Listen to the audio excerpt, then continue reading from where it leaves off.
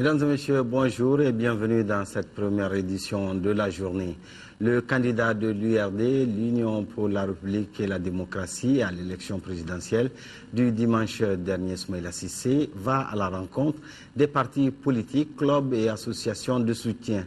C'était pour leur exprimer toute sa satisfaction, des soutiens qui ont salué la clairvoyance et l'engagement du candidat pour un Mali de paix et de prospérité. Compte rendu Adama Koudio. Le moment est venu pour remercier les alliés. Voilà en substance ce qu'a réaffirmé le président de l'Union pour la République et la démocratie URD. Younousi Touré a invité les Maliens à la réconciliation pour la stabilité et le développement du pays. Au terme de ces élections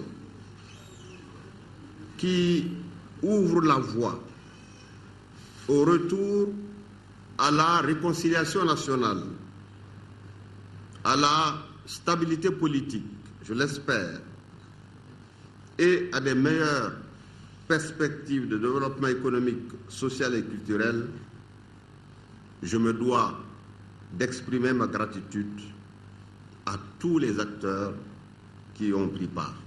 Pour les partis alliés, le candidat de l'URD a été à la hauteur de la mission. C'est pourquoi, au nom des candidats qui ont soutenu Soumaïla Cissé au deuxième tour de l'élection présidentielle, Jamil Bitar en appelle à l'Union afin de continuer les actions entreprises. Nous avons gagné la bataille de la République. Nous avons tout simplement gagné notre combat.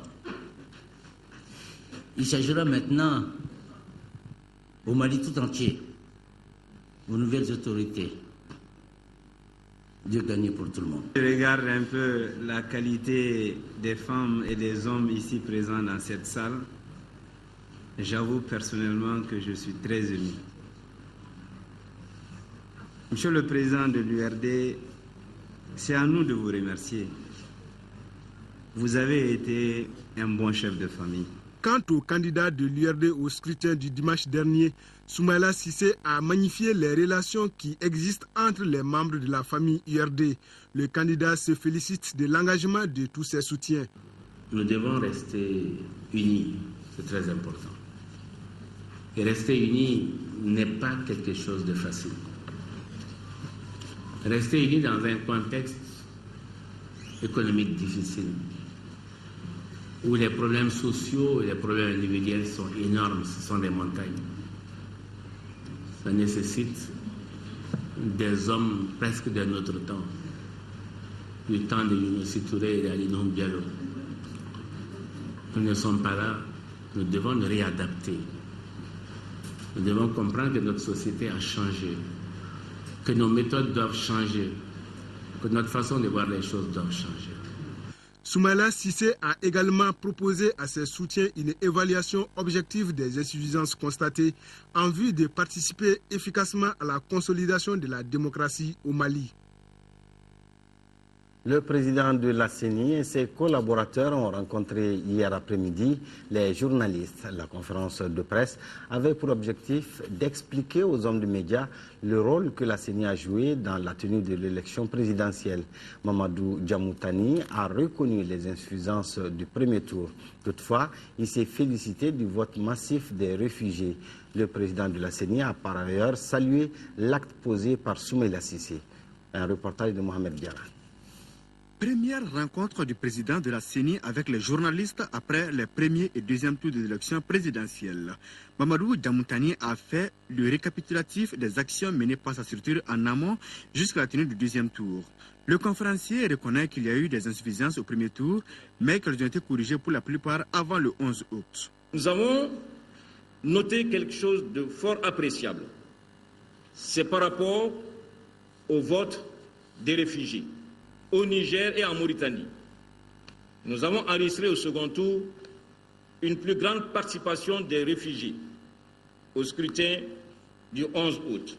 Au premier tour, au Niger, ils étaient 326 sur 10 223 inscrits, ils étaient 326 votants. Au second tour, ils étaient 1113 votants. L'orateur a tenu à porter des éclaircissements sur certaines rumeurs. Il s'agit par exemple du changement des délégués de la CENI en commune 6 lors du deuxième tour. Nous avons constaté des insuffisances dans cette commune dans l'organisation des délégués, dans leur déploiement. Nous avons pris des devants en engageant, en recrutant d'autres délégués qu'on a formés d'urgence pour pouvoir suppléer à ceux que nous avons constatés comme insuffisants. Ils ont remplacé d'abord 105 délégués en commune 6, en relation avec la commission électorale communale de cette commune. L'acte posé par Soumaïla Cissé est qualifié de courageux et de démocratique par Mamadou Diamoutani. Pour le faire, il fallait une dose de courage, de reconnaissance de la réalité, d'attachement à la démocratie et d'amour pour le Mali. Mamadou Diamoutani a salué la forte mobilisation des Maliens, de la presse nationale et internationale et la présence massive des observateurs nationaux et internationaux à cette élection. La préservation des sites et biens culturels au Mali, le sujet est au centre d'un atelier qui a débuté hier matin à Bamako.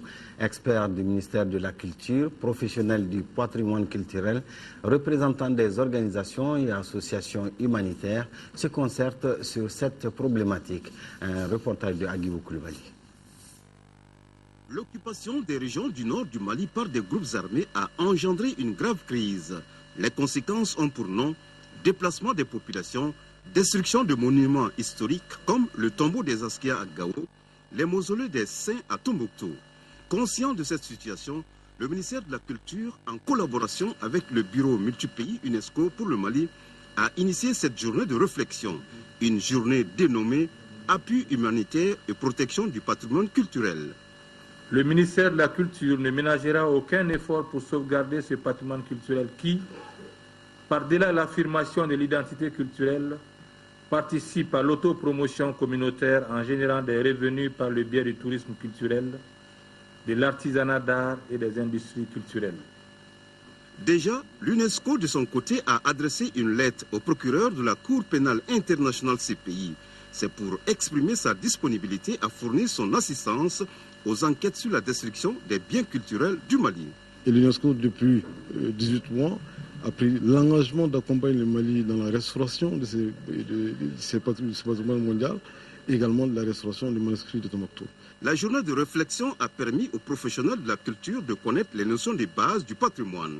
Ensuite, les conventions internationales ratifiées par le Mali, les textes législatifs et réglementaires nationaux régissant la protection et la promotion du patrimoine culturel dans les régions du nord du Mali gravement affectées par la crise.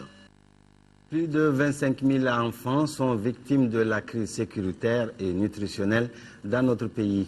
Face à cette situation, le ministère de la Famille, de la Promotion de la Femme et de l'Enfant, à travers la Direction nationale de la promotion de l'enfant et de la famille, a élaboré une politique nationale de promotion et de protection de cette couche. Pour l'adoption des documents relatifs à ce sujet, les acteurs concernés se sont retrouvés à Sélengué. Kayatou Kone, reportage. Enfants soldats, enfants non accompagnés, enfants déplacés, enfants victimes de violences sexuelles, voilà ce qui a créé la crise que notre pays a vécue. Ce chaos dans lequel se trouve le Mali a de lourdes conséquences sur les enfants. Le changement de contexte social, les problèmes de prise en charge des besoins des enfants et de la famille sont entre autres les priorités du ministère de la Famille, de la Promotion de la Femme et de l'Enfant. D'urgence, le 10 ministères, à travers la Direction nationale de la promotion de l'enfant et de la famille, a mis en place une politique nationale de promotion et de protection de l'enfant au Mali. Compte tenu des événements que nous vivons dans notre pays depuis presque 2 ans maintenant, ces événements-là ont entraîné des facteurs, des situations nouvelles qui ont eu un impact négatif sur les enfants. Ça, c'est des situations nouvelles que notre pays ne connaissait pas, que nos enfants ne connaissaient pas. C'est donc des difficultés que nos enfants rencontrent aujourd'hui. Et l'un des objectifs de cet atelier, c'est d'insérer ces dimensions nouvelles dans le document de politique pour qu'il soit complet. Mon département, en collaboration avec ses partenaires, œuvre inlassablement à l'élaboration d'un cadre stratégique d'intervention à travers la production d'un document de politique de référence. La crise que notre pays a traversée a compliqué les conditions de vie des enfants. Après cette crise, le Mali est prêt à se relever pour améliorer la situation difficile de ses enfants, d'où la tenue de cet atelier ici à Séléngué, ces enfants qui sont l'avenir de demain. La brigade de recherche de la police du 1er arrondissement de Caille vient de mettre hors d'état de nuire un fausseur de billets. Il a été arrêté le 1er août dernier au grand marché de Caille. Les hommes du commissaire Abdoulaye Konaté ont découvert à son domicile plus de 4 millions de francs CFA de faux billets. Son complice a pris la fuite et le commissariat de police du 1er arrondissement est à sa recherche. Caille Mahamadi Alioubari. Le commissariat de police du 1er arrondissement de Caille vient de réussir un joli coup de filet en démantelant un réseau spécialisé dans la fabrication de faux billets.